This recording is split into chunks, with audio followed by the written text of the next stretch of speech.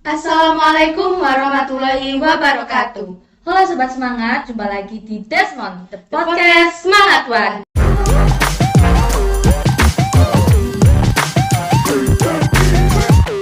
Oke, di podcast kali ini kita akan membahas tentang sisi gelap terang IPA dan IPS.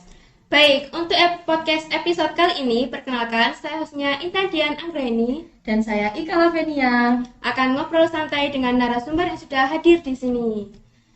Ya, mereka berdua adalah orang-orang yang menjadi pembicaraan umum di sekolah kita ini. Tapi mereka bukan couple loh ya, nanti ada yang salah paham.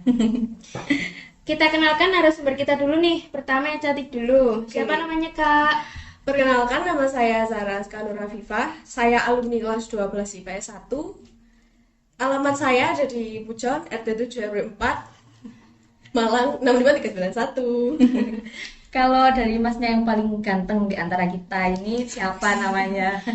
Saya Rizky Fajar Maulana, alumni kelas 12 IPA 2. Saya dari Pujon, RT 7 RW 4, Malang 65391. Oke. Oh, jadi Mbak Zara sama Mas Rizky ini rumahnya sama-sama Pujon ya? Iya, Tetangga. Oh, Tetangga. Ini waktu berangkat sekolah bareng atau gimana nih? Sekali dua kali. Hampir nggak pernah. Iya, tapi dua kali apa nggak pernah ya? sekali dua kali. Heeh. Sekali dua kali. Oke, tadi kan kita udah perkenalan dengan narasumber kita di episode kali ini. Langsung saja kita membahas tentang sisi gelap terang IPA dan IPS. Nah, menurut Mbak Zahra dan Mas Rizky sendiri nih ya, kan Mbak sama Masnya ini udah lulus, berarti sudah melewati masa-masa kelas 10, kelas 11, dan kelas 12. Nah, untuk kelas 12 sendiri nih, ada nggak sih persiapan khusus versi Mbak Zahra sama Mas Rizky? Monggo silahkan. Oke. Kalau dari saya sendiri, awal menginjak kelas 12, itu saya mulai curi start buat belajar materi SBMPTN. Waktu itu kan libur panjang, saya scroll Shopee kok ada buku SBMPTN gitu. Terus coba beli, tapi yang bukan yang original, jangan ditiru, ini ilegal ya bukunya.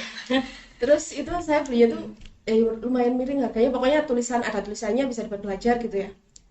Udah dateng dibuat belajar dikit-dikit, mungkin kayak mulai dari materi yang TPA, TPS sama yang sosum itu, pokok intinya yang gitu. Itu mulai saya cicil meskipun sedikit waktu liburan itu, sama waktu udah mulai masuk itu mulai persiapan, kayak maksudnya pelajaran apa yang harus saya pelajari selama kelas 12 ini, pelajaran apa yang harus saya ulang mulai dari kelas 10 sampai kelas 12 ini.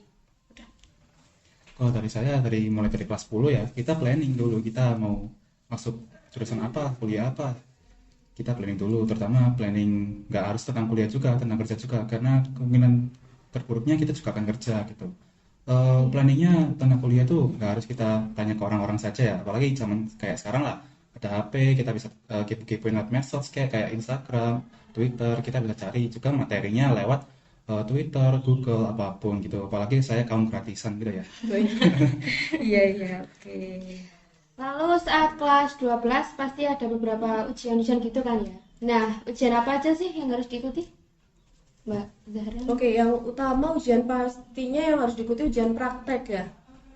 Soalnya dari guru itu sering juga dijadikan ancaman kalau ujian prakteknya nggak selesai nggak lulus. Nah, itu sering dijadikan ancaman juga. Sama ujian yang baru-baru ini buat pengganti ujian nasional juga ada, tapi saya lupa namanya. Singkatannya lumayan panjang juga. Yang saya ingat USN. ya pokoknya sekitarnya itu, pokoknya lupa juga. Iya, kalau tentang ujian tuh selain dari ujian sekolah, ada juga ujian praktek lah, kita harus banget, apalagi ya kalau sampai diancam guru ya mudar.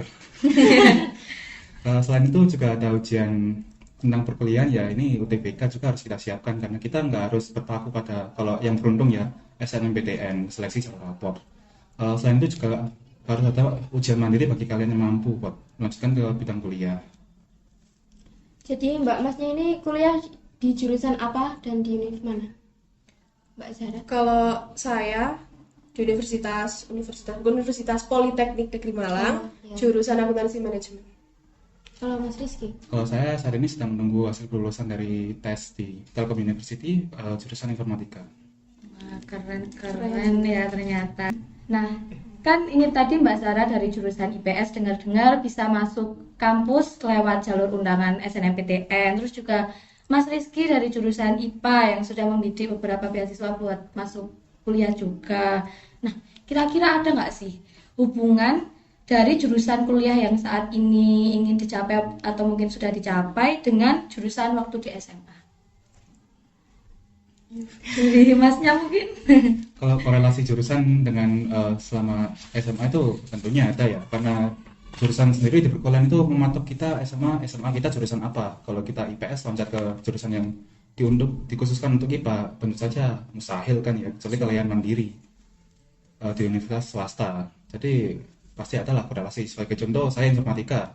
Kita di jurusan itu pastinya mengandalkan logika, matematika, dan fisika. Otomatis membutuhkan otak yang secara cepat menghitung gitu.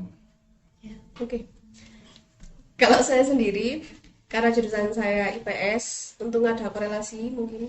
Ya emang ada, karena kuliah ini untungnya dapat hoki di Polinema jurusan akuntansi manajemen. Padahal awalnya saya suka IPS itu karena saya suka sejarah. Nah, jadi waktu dekat-dekat kelas 12 ini, saya mulai menemukan kesenangan baru dari ekonomi, khususnya akuntansi ya. Kayak mulai, oh akuntansi ternyata bisa gini. Oh ada hubungannya sama uang, karena saya sendiri suka uang, jadi Suka uang. masuk akuntansi manajemen pun jadi tantangan tersendiri buat saya, meskipun saya nggak terlalu suka matematika. Itu pilihan pertama atau untuk akuntansi? Kalau itu pilihan kedua. Pilihan pertama saya milih pendidikan sejarah UM. Oh, Ya. maksudnya- Terus ya, karena saya sendiri suka sejarah. Nah, dari awalnya terus sebenarnya pilihan kedua ini saya nembak. Nggak pernah kepikiran kalau saya bisa keterima di Polinema sendiri. Kok ternyata kepilihnya di pilihan kedua. Aduh, pusing. Oke. Oh, iya. Wah, ternyata Mbak Zara dan Mas Rizky ini selain ambis juga masih ada ini ya, kayak pemikiran-pemikiran lain soal jurusan-jurusan gitu. Lumayan. Ya karena kita nggak bisa sembarang milih lah. Kalau kita nyesel ya kuliahnya nyesel. Iya, soalnya kuliah juga biayanya banyak. Dan 4 tahun nggak waktu yang sedikit. Oke, Mbak Zara dan Mas Rizky bisa punya goals hebat di univ masing-masing ini. Apa memang dari kelas 10 udah habis belajar sampai nggak punya waktu untuk kemana-mana, atau masih ada waktu untuk main, nongkrong, melakukan hobi lainnya gitu? Oke, kalau waktu kelas 10 saya nggak terlalu fokus belajar ya, karena saya sendiri baru lulus SMP ya waktu itu. Jadi masih sibuk main aja sama temen SMP, main terus gitu. Terus waktu ketimpa COVID, itu nggak bisa kemana-mana. Jadi nggak ada hal lain yang bisa saya lakukan selain mengerjakan tugas. Karena suntuk banget, itu hampir 1 tahun atau 2 tahun kan ya? Iya. Nah itu. Jadi waktu itu cuma bisa ngerjain tugas terus nyari hobi waktu itu. Nyari hobi, belajar ini, belajar gitar, belajar apa gitu. Akhirnya ya nemu hobinya sendiri gitu, sampai akhirnya masuk kelas 12 itu. Oke, kalau dari Mas Rizky? Kalau saya dari kelas 10 itu lebih fokus menikmati masa SMA ya, yang katanya romantis tapi isinya kayak ceban hidup gitu masalahnya. Bener-bener. Ya, Nggak kelas berdasarkan yang kita pikirkan sebelumnya. Iya benar sekali, jadi kayak gak sesuai ekspektasi lah. Kalau kelas 10 sendiri saya lebih ke planning ke mau gimana ya. Jadi kayak ada 3 jenis planning lah. Planning yang pertama itu kayak kita sekolah harus kayak gimana, belajarnya kayak gimana. Kedua planningnya kita kuliah ingin jurusan apa yang harus dipersiapkan. Planning yang ketiga kalau paling terburuk kita mau kerja apa. Untuk kelas 11 sendiri sebenarnya harus wajib ya buat menyiapkan diri untuk UTBK lah, karena setahun saja kayaknya mungkin nggak cukup karena saingan kita ada banyak, jutaan, ribuan, ratusan, nggak tahu berapa. Yang terima juga pasti sedikit lah, 30%, 20%. Untuk kelas 12 sendiri itu kita harus benar-benar fokus ya untuk masalah pelajaran dan ujian, karena banyak ujian harus kita ikutin, itu tryout, itu ujian sekolah, praktik. Otomatis kita susah untuk fokus kecuali kita bisa manajemen waktu. Oke, ternyata Mbak Zara sama Mas Rizky ini selain ambis juga masih bisa buat nongkrong-nongkrong, ini masih bisa ya buat melakukan hobi lainnya juga masih bisa. Berarti masih imbang lah antara akademik dan non akademik sendiri. Tapi ngomong-ngomong soal jurusan ya, Mas sama Mbaknya itu pernah nggak sih dengar soal stereotip atau pandangan bahwa anak IPA itu isinya itu anak pinter-pinter, sedangkan anak IPS itu isinya anak-anak yang nakal-nakal. Nah, menurut Mbak Zara sama Mas Rizky sendiri gimana itu? Monggo yang IPS. nggak bisa disamaratakan gitu ya, maksudnya IPA juga ada pinternya, mungkin lebih banyak pinternya, terus nakalnya juga ada, mungkin nggak sebanyak IPS gitu, tapi sama-sama gitu, sama ada yang pinter, ada yang nakal, sama juga setiap jurusan ada pasti kayak itu, nggak bisa disamaratakan IPS nakal semua, enggak, semua anak IPS ada yang pinter, ada yang nakal, IPA juga sama, itu menurut saya. Kita manusia plus minus kan ya, ada yang buruk ada baiknya gitu, baik IPA maupun IPS. Jurusan nggak menentukan orang itu pintar atau bodoh, mohon maaf nih. Nah itu sebenarnya stereotip yang kayak miring ya, apalagi dari zaman dulu lah, zaman ibu saya. Itu nggak bisa dibilang disamaratakan juga nggak bisa, kan anak IPA itu pintar mungkin di luarnya doang, tapi dalamnya sama aja gitu. IPS juga gitu, ada kayaknya banyak banget ya pintar. Pintarnya itu nggak harus tentang akademik deh, komunikatif. Jadi non akademik juga pintar, jadi nggak harus akademik pintarnya gitu. Oke. Oke, sekarang kita flashback di masa putih abu-abu nih ya. Kira-kira Mas sama Mbaknya pernah nggak kena tatip? Pernah, kalau saya pribadi pernah ya. Kalau Mas Rizky? Hampir nggak pernah. Hampir nggak pernah, ini gimana ini ya? Kalau Mbak Zara kena tatipnya apa hukumnya? Oke, waktu kelas 10 beberapa kali saya kena tatip. Pertama itu waktu pernah bawa alat make up, bukan alat make up, lebih ke make up ya, lipstick, lip tint, a lot of Oke. Yes. ya, cewek-cewek kecewekan itu. Kalau nggak salah saya bawa 3 atau 4 gitu. Terus nggak tahu kalau ada razia. Saya bingung mau menyembunyikan di mana karena saya mau bawa hampir 4 bijian kalau nggak salah itu. Nah, nggak sempat menyembunyikan karena saya mau mengelak pun sama gurunya udah dibuka, udah tahu sendiri di tas saya, nggak mungkin punyanya ini, nggak mungkin kan. Oke, terus punya siapa? Ini punya kamu, mau jual make up ke sekolah. Nah itu oke, enggak, saya nggak bisa protes karena emang udah bener keadaan di tas saya. Nah terus waktu itu pernah juga kena, nggak kena sih, soalnya saya kabur ke kamar mandi. Waktu itu rambut saya pernah saya bleaching, yang bagian belakang itu masih saya bleaching, belum sempat diwarnain. Itu udah lumayan banyak, termasuk rencana mau diwarnain peekaboo gitu ya, cewek-cewek. Terus itu saya langsung narik teman saya, waktu dengar mau ada razia, saya tarik teman saya ke kamar mandi. Terus katanya gurunya nyariin saya, udah keliling kelas kok nggak ada gitu. Saya kan sembunyi di kamar mandi cewek, gak mungkin dong gurunya laki-laki mau ke kamar mandi cewek nyariin saya, enggak kan. Itu udah nggak ketangkep. Terus waktu kelas 11 itu pernah, waktu itu baru beli sepatu baru ya. Nah, sepatu baru itu talinya masih putih, karena menurut saya tali hitam itu apa, bagusan putih loh gitu. Kan baru beli, asik banget, bagus, dilihatnya juga keren. Terus baru pagi tadi pakai, siangnya itu talinya udah dirampas. Pulang-pulang saya tanpa tali sepatu itu nggak ada, udah dirampas sama gurunya. Nah kalau waktu kelas 12 paling sering itu karena telat gitu. Terus saya pertama cuma kena diambil jaketnya itu, sampai sekarang nggak saya ambil karena jaketnya murah untungnya. Jaketnya murah ya. Kalau masnya? Ya contohnya samping saya ini veteran banget ya kalau masalah tatip. Iya. Dari kelas 10 loh ini, Ya, dan rekor. Jangan ditiru ya Ya, teman-teman. jadi buat bapak guru, ibu guru, apalagi khususnya tatip, ini buat kunci jawaban. Kalau menurut Kamar saya, mandi iya. perempuan. Kamar mandi perempuan. Kalau saya sendiri pribadi itu mungkin kelas 12 ini ya, masalah jaket, karena saya masalah kepriaan apa sih yang dibawa itu gak ada. Kepriaan. Paling cuma jaket lah, karena jarak dari rumah saya relatif jauh, nggak relatif ya, 30 menitan lah. 25, 30. Iya, itu segitu. Jadi otomatis apalagi cuacanya di sini juga cukup dingin gitu. Jaket juga harus keperluan gitu, apalagi belum ada alma mater kan waktu itu. Ya otomatis kenal lah. Karena jaketan, sini kamu jaketnya, kamu ngapain jaketan? Ya udah saya kasih. Gitu. Itu dikembalikan apa gimana? Ya dikembalikannya itu 3 minggu kemudian, kalau nggak kita tagih rame-rame kayak orang demo gitu intinya. Nah, Kayak Harus mau didemo ya. iya. Jadi pulang-pulang tuh sambil pakai bau yang ngapek gitu. Campur-campur kan keringetnya anak banyak. Iya. Gitu. Oke. Ngomong-ngomong tentang hukuman tatip nih, kira-kira ada nggak hukuman tatip yang nggak masuk akal gitu di semangat? Kalau menurut saya sendiri enggak. Semuanya tuh sesuai takaran gitu hukumannya. Cuma ya nggak mau kalau dihukum berulang-ulang. Tapi kan nggak ada yang merasa adil ya kalau dihukum. Kok aku diginiin sih, aku diginiin gini gitu. Nggak ada yang terima. Tapi kalau menurut logika kalau dihukum ini karena kesalahan ini, ya udah diterima aja. Karena emang kita melakukan kesalahan kan, kita juga harus berani bertanggung jawab.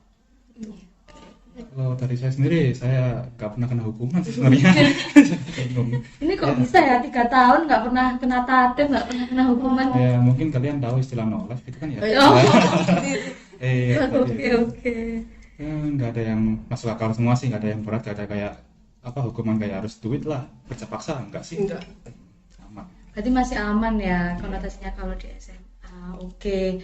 Kalau ngomong-ngomong soal masa putih abu-abu itu pasti banyak banget soal kenangan-kenangan yang pernah dilalui, mungkin walaupun sempat terjeda COVID juga.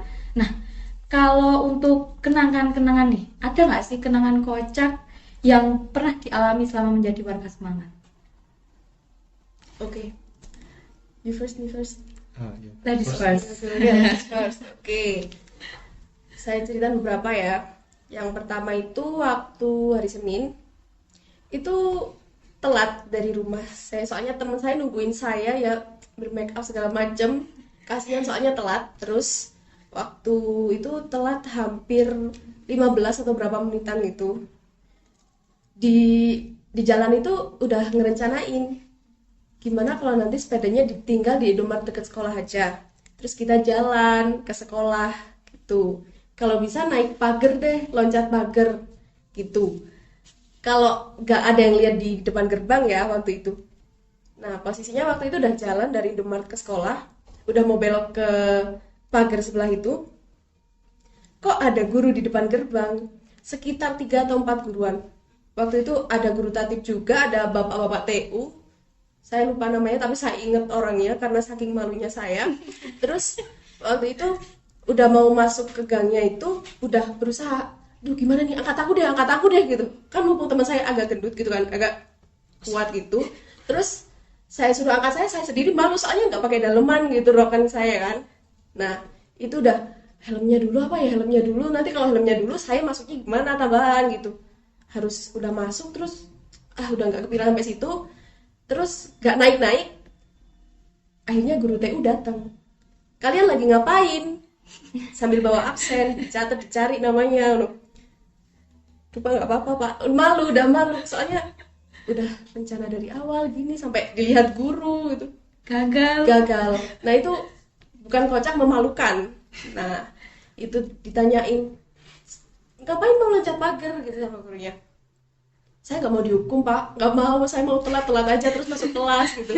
Kan nggak bisa ya, emang sebenarnya harus terimain konsekuensinya namanya telat gitu. Ternyata cuma dicatat namanya aja, suruh masuk kelas. Nah saya menyesal mau meloncat pagar waktu itu, sangat menyesal. Udah itu, that's it. Jadi definisi buronan ya guys. Sangat memalukan. Tapi gagal. Gagal. Kalau saya sendiri sih kayaknya momen kocak tuh, saya juga bingung sih definisi kocak itu apa ya. Tapi setiap momen di kelas tuh kayaknya kocak semua deh buat saya, karena tiap hari kita meskipun mukanya sama semua ya, tapi kelakuannya beda-beda gitu. Jadi setiap saat lah kocak lah, kayak kita kayak jam kos lah, kita makan bareng, kita main kartu bareng, tahu-tahu guru datang kocak-kacir semua, atau yang di kantin langsung lari kalau jajan sate numplek semua gitu. Lucu sih itu. Nah, tadi kan tentang kenangan di SMA. Pasti ada dong guru-guru yang terkenang di hati Mbak Zara sama Mas Rizky. Spill dong siapa? Dari Mbak Zara. Oke, kalau dari saya itu wali kelas saya selama dari kelas 10 sampai kelas 12 sendiri, mulai dari Bu Rindi, terus kelas 11 dia Bu Eni, sama kelas 12 itu Pak Kuswanto. Semuanya ini termasuk memberi perhatian lebih ke murid-muridnya, ke anak-anaknya sendiri. Kayak anaknya sendiri emang keren banget. Nah, kalau Bu Eni itu mungkin jarang ketemu, tapi orangnya waktu itu kelas 11 kadang seminggu masuk, seminggu enggak kan gitu kan. Tapi orangnya kadang nanyain kabarnya muridnya, ini sakit apa enggak, apa perlu dijenguk juga gitu. Meskipun waktu keadaan COVID ya. Nah, kalau yang kelas 12 ini the most lovely teacher ya. Pak Kuswanto itu saya selama kelas 12 bukan saya sih, mungkin teman-teman saya juga suka Pak Kuswanto karena dari awal kelas 12 sampai akhir pun orangnya nggak pernah memberi pelajaran. Ini rahasia ya. Oh, ini nggak jadi rahasia ini. Waduh, mohon Rahasia maaf. publik ini Iya, jadi. rahasia publik itu rahasia semangat aja ya. Kayak tiba-tiba nggak pernah ngajar, cuma datang ke kelas aja, jangan rame ya. Jangan rame ya. Bangga aku waktu itu. Untung jadi teman-teman pada untung ya wali kelasnya Pak Kuswanto, fisika nggak pernah diulang loh. Tapi waktu kelas 10 sama 11 tuh harus mati-matian belajar fisika. Soalnya belum jadi wali kelas. Kalau udah ternyata seenak itu gitu. Kalau saya sih guru favorit, guru kesukaan kayaknya semua sih ya. Yes. Karena ya semuanya ada kocak plus minusnya juga gitu. Apalagi kayak wali kelas lah contohnya. Kelas 10 saya Bu Eni. Ada murid kan ya salah satunya gitu suka buat owner lah, ngelanggar aturan. Yes. Nah itu otomatis satu kelas kenal lah tapi kita enjoy aja. Apalagi Bu Eni itu orangnya ya kayak suka bercanda lah, jadi aman lah. Meskipun kadang ya kalau udah ngamuk mingkem satu kelas. Untuk Jadi itu kelas kesalahannya satu orang tapi yang dihukum satu satu kelas. kelas, iya. Nggak cuma satu orang sih, ada buntut-buntutnya juga. Gitu. Dan buntut-buntutnya di belakangnya. Untuk kelas 11 sendiri, kepala kelas saya Pak Rijal kan ya. Tapi karena COVID jadi hampir nggak pernah masuk sih. Cuma enaknya Pak Rijal tuh matematika kayak gini deh contohnya. Kalian mau ngapa-ngapain bebas. Ya, Yang yang penting penting kalian ngerjakan tugas gitu. Jadi kita mau main game pun juga terserah gitu. Apalagi Pak Rijal selama sendiri. tugasnya selesai. Iya, apalagi Pak Rijal tuh suka main game kan ya. Jadi kadang-kadang tuh main bareng kita gitu. Game HP, apa namanya? Merek apa teman? Mobile Legends gitu. Oke. Kalau kelas 12 nih, wali kelasnya pendiam banget ya. Jadi kayak ya Ya terserah. terserah kalian mau ngapain. Tapi ya kadang orangnya kalau kita buat honor lah, kita buat kesalahan tuh kayak ngamuk-ngamuknya kayak dibilang imut kayak iya, kayak enggak gitu. Pak Sunarno wali kelasnya. Untuk itu- selebihnya mungkin guru saya suka semua sih cara mengajarnya mereka, meskipun kadang suka marah disiplinnya, tapi itu baiknya juga buat kita kok. Yes. Oke, oke. Tadi kan sudah membahas soal studi lanjutannya Mbak Zara sama Mas Rizky. Terus sudah membahas juga soal keambis-keambisan, tata tertib, guru-guru juga. Nah, sekarang kira-kira nih, dari 3 tahun sekolah di Semangat, ada nggak sih kegiatan sekolah yang paling seru gitu? Dan kalau bisa, pengen diulang lagi? Ya anak IPS harus jawab dulu nih biasanya. Kalau dari saya sendiri, mungkin kegiatannya itu di luar kegiatan sekolah ya, tapi ya buat ngadain acara di sekolah. Itu waktu kegiatan Hari Guru. Itu asik banget karena semua anak gak cuman kelas 12 aja, jadi kelas 10, 11, 12 ikut semua buat ngerencanain surprise buat guru kita semua gitu. Mulai dari belanja, mulai dari ngecat, nyediain konsumsi kan. Terus mulai belajar harus nyiapin tumpengnya gimana, terus mau bom gimana gitu. Koreografi juga nata, latihan sampai malam-malam kayak gitu. Asik banget menurutku. Kalau saya sih apa ya, saya kegiatan luar sekolah sebenarnya nggak terlalu ikut ya karena saya sendiri ya kayak di awal tadi nge-live. Ya, jadi otomatis kegiatan sekolah yang saya ikutin ya kayak ekstrakurikuler gitulah. Contohnya kayak robotik lah, kita belajar bareng kan pembinanya satu Pak Hosi. Jadi kita sebenarnya di luar sekolah kayak ekstrakurikuler itu sama rata lah, kita sama-sama yang orang yang belajar gitu. Jadi otomatis di situ kita meskipun belajar bercanda ya otomatis bikin kita kangen lah suasana kayak gitu, apalagi pas udah lulus gini, suasana kita bercanda, suasana kita belajar gitu. Ya, jadi mau ulangi lagi gitu ya.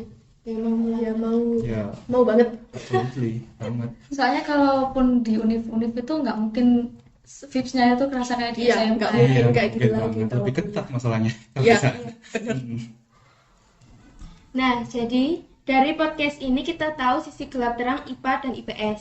Jadi kita harus mengubah pandangan kita bahwa nggak semua anak IPA itu anak pintar-pintar dan anak IPS itu anak nakal-nakal. Karena ternyata anak IPA dan IPS itu sama. Di IPA ada anak nakal dan pintar, juga di IPS juga ada anak-anak nakal dan pintar. Oke, jadi diingat ya, kita itu semuanya itu sama. Kita tumbuh dan berkembang di sekolah yang sama juga. Kita itu bisa berprestasi dengan kemampuan dan usaha kita masing-masing tanpa memandang dari mana jurusan kita. Oke, sekian ngobrol-ngobrol santai di episode kali ini. Nantikan episode-episode lebih mengejutkan lagi di Desmond, The Podcast Semangat Wan. Kami akhiri. Wassalamualaikum warahmatullahi wabarakatuh. Gue sayang. Makasih.